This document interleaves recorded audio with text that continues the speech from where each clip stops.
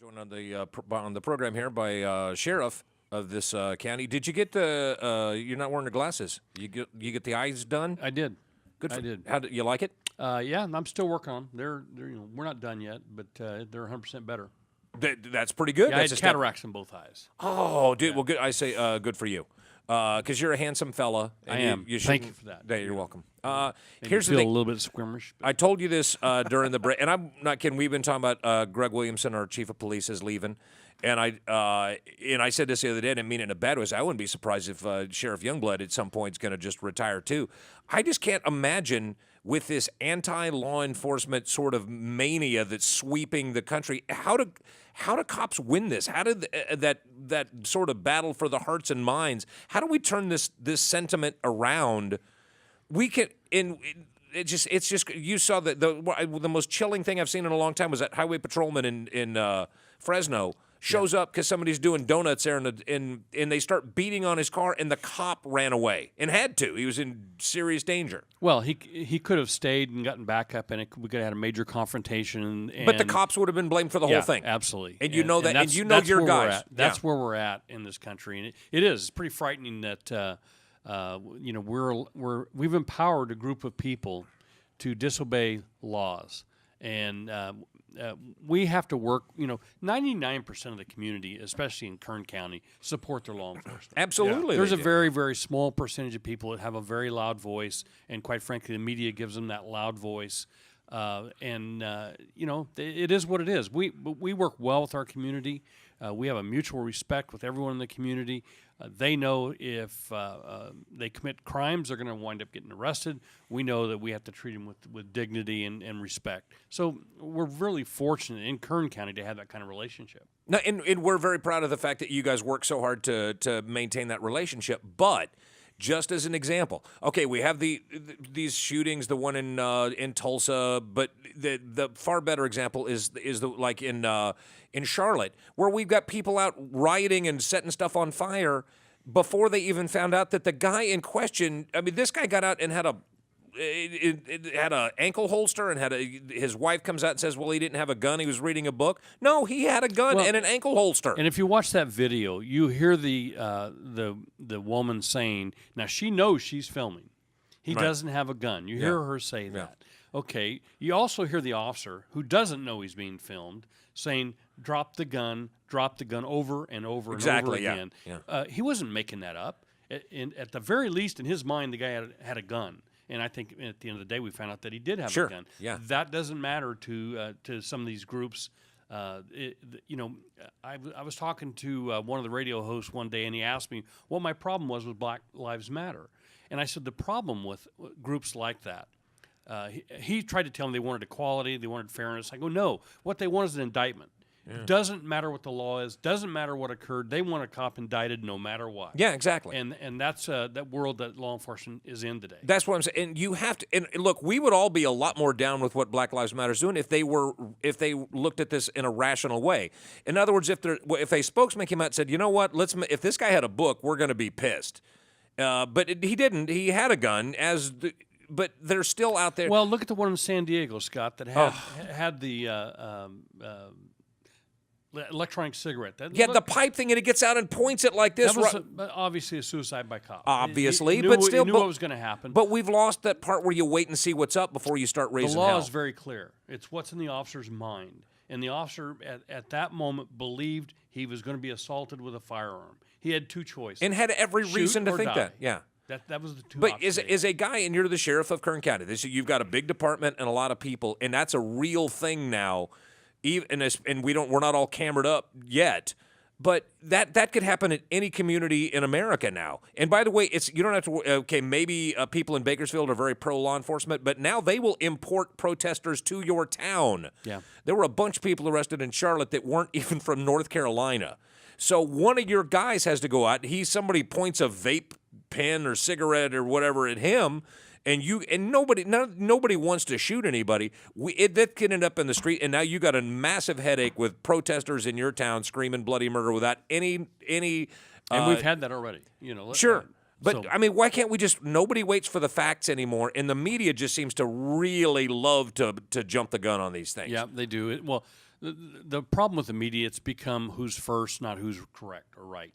It's the first. Yeah. And that's a pretty sad statement about journalism as we know journalism, because the facts are not all that important now. It's whoever can deliver that story the quickest. Yeah. And it's tough. But when I first heard that Greg Williams was going to retire, I thought, well, I imagined somebody mentioned him. You could retire at so and so, and he's like, "Yep, I've had it."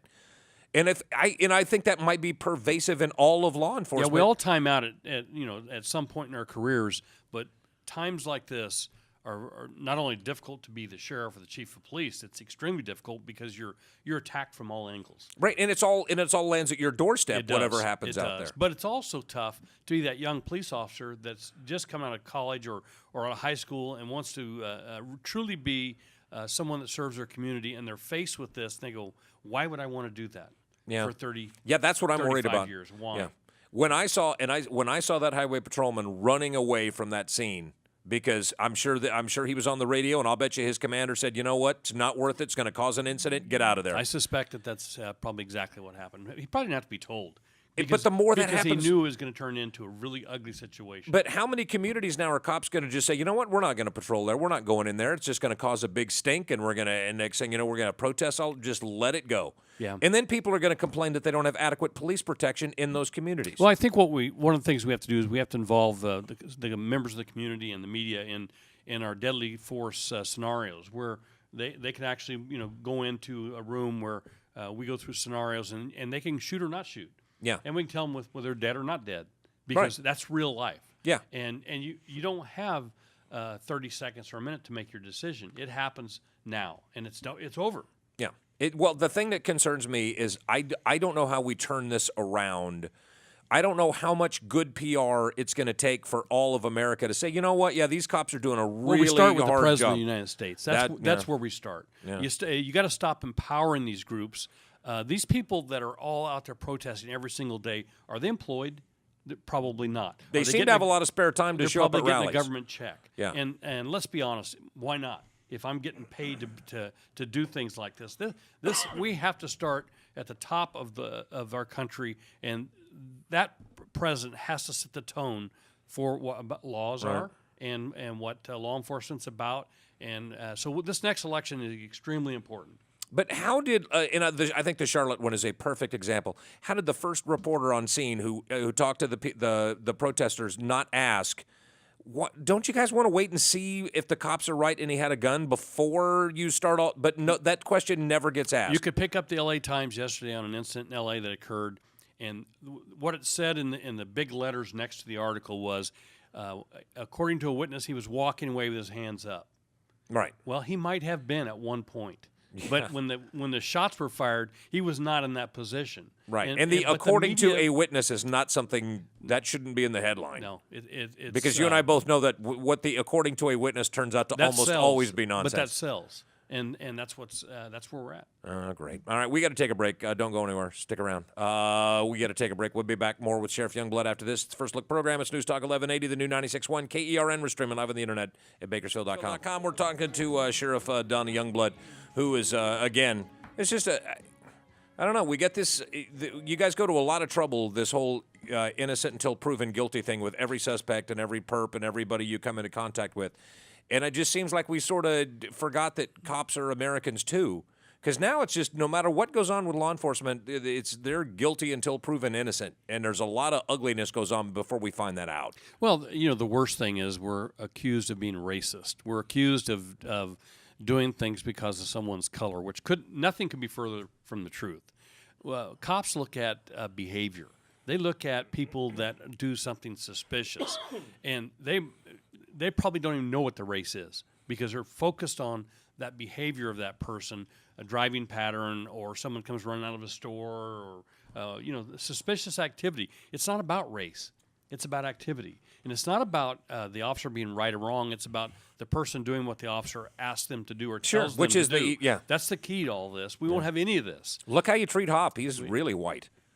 And you're really hard on him. Hey, we always end up having to talk about your budgets and all that stuff, which I know is just tough. And again, I give you guys a lot. You and the supervisors, I give you guys all a lot of credit for being pretty nice about all of this stuff so far, but you're looking at substation closures now. Well, we're through this. Anyway. We're through this budget year, and we've kept all our substations open. In fact, Roseman, we're looking for a new building, which we're hoping will be half the price of what we were paying. Yeah. Fraser Park, we were able to negotiate with the landlord to lower that price a lot. Is that the biggest part of the cost of all this? Is literally the real estate part of it? No, that's a little tiny piece of the puzzle. It's the cost. Personnel costs are like 86%. Yeah. But the problem that we have is it takes 16 months for us to start the hiring process and hand someone a set of keys to a car. So we've just started that process for an academy of 53. We will probably get 45 in that academy. We'll probably get 38, 37 that will graduate. And in 16 months, we'll hand those 37 keys to a car, and we will have lost 50 through retirement for whatever. Or just taking a job somewhere else after or they... taking a job to another agency. So we'll be upside down another 15 or 20 deputies in 16 months. And we just keep getting smaller and smaller. And you can't stretch them any further. Yeah. And those guys, by the way, I'm not blaming them. They could get a job somewhere else for nearly double the money in other counties. We had a stabbing in Fraser Park tonight that was a big deal. We had deputies from Taft, from Bakersfield, responding to help the deputy in Fraser Park. Yeah. Because in the backwoods there by yourself, you just had 4 or 5 people stabbed. It's tough. Who was this guy? And again, I don't know. I may have... There was a guy shows up at the county supervisor meeting, this attorney... who's going to sue the sheriff's department and sue the county, who said he was operating on behalf of the deputies, which he clearly was not. The KLEA said... Yeah, he sent me a letter as well. Who is this guy, just a wingnut? I know you can't put it that way. In my opinion, I want to be careful. In my opinion, he's crazy. All right? Is that careful enough? It sounds like he's really... And he's done this before in other counties. Yeah, this is, if you talk to the Kern Law Enforcement Association or Kern County Detention Deputies Association, he doesn't represent them. Now, he may have singled out a deputy or two somewhere that he now can say he represents, but the prior history, he got him to sign up on a monthly credit card. Right, where guys were actually giving this guy some money every month. And it's hard to turn that off. Yeah. I don't know. He doesn't represent me. I don't know anything about this guy. I was shocked. I wasn't even at the board. I was in my office watching it. So I don't know what it's about. I don't know where it's going to go. Well, it was bad enough he was escorted by security from the premises. Yeah. Well, Mick Gleason said, "Get this guy out of here." Yeah, I think he probably left on his own. Once the supervisor, the chairman, said that. Yeah, we have to be careful because people have a right to the First Amendment. Absolutely, so we can't just grab them and throw them out because somebody wants them thrown out. There's some rules that we have to follow, and as much as we'd like to grab some people and throw them out, we don't.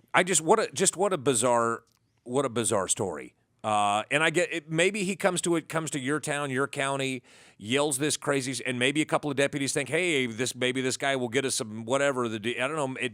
And they end up giving this guy some money. Yeah, if it sounds too good to be true, chances are probably. Yeah, is. Don't give this guy your credit card number under any circumstances. Well, it sounded like it got dealt with. Well, okay, you got your budget done for the year.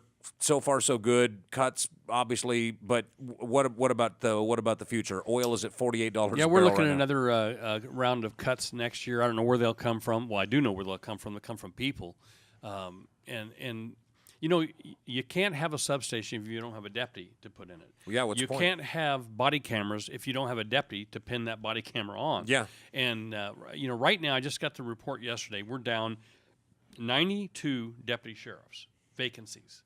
And we're in down, Kern County? And we're down 47 detention deputies. That's in Kern County.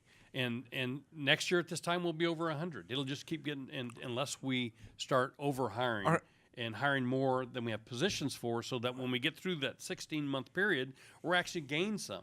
And we're trying to do that. Is the extra help initiative in the county for the sheriff's department, is that still an active thing? We use extra help, but we don't use nearly as many as we used to. Extra help, you don't pay the pensions, you don't pay the benefits, and the hourly wage can be a little bit less than someone's been here for 10 years. And it's still only, a 9-month stint? Yeah, it's still in them. So we still use that a little bit. A lot of deputies, as you know, the undersheriff retired, and for over 2 years, she worked part-time as the undersheriff, extra help. So I didn't have to hire a full-time undersheriff. Well, she's now retired, and so I have a new undersheriff, but a vacant chief's position to make up that money. Wow. Can you just deputize like me and Hop, like they do in the movies, where you just give us a badge and we go out and dispense frontier justice? I got something ringing in my ear. I couldn't hear. Yeah, I didn't know if that was a thing. Well, seriously, first of all, we appreciate you coming in and talking about this stuff because this is tough material. I know, the biggest problem I have with is getting really good people involved in law enforcement. That's the biggest problem. Is that's a tougher and tougher sell all the time. Why would I want to be a sheriff's deputy? And we have the best training in the world, but we hire from the human race. Yeah. And sometimes humans do things wrong, and sometimes they do things stupid, and sometimes even in law enforcement they do something criminal. And nobody's their worst enemy than us. Oh yeah, because we want them prosecuted. We want them out of the organization because they've tarnished our badge that we. Well, just remember if you catch them dealing meth, 5 years. Yeah, that's to me is very disappointing. We should be held to a higher standard than that's the what I general thought public. too, but not the same standard or less. Yeah. We should be held to a higher standard, and I think we saw a con man at work. Yeah, but how do you get? But you have to have somebody that's willing to get conned, though. Yeah, that's the thing. Is judges are generally very difficult to con. They very should be. unusual for a judge to go against a probation recommendation and the prosecutor recommendation after a guilty plea has occurred. I don't know all the facts of this case. There's a lot of stuff still going on that we'll have to wait and see how it plays out. Well, appreciate. And by the way, nice job on incident-free Kern County Fair again. Yeah, it was a great time. You guys did a great job on that, as always, and didn't make it look easy. Like you don't even really notice that they're there, but everything that got dealt with, no problems. So there you go. And good luck with your sheriff's deal. And I hope Tanner Byram gets Monty there on time. Yeah, good luck with that. Good luck with that. That's all I'm saying. We told him to be there at 3. Starts at 5. You know what? That's a pretty smart move. I just hope he's not listening because then he won't get there till 5:45. We got to take a break. Listening. It's 8 o'clock. We'll be right back. News Talk 1180, the new 96.1 KERN.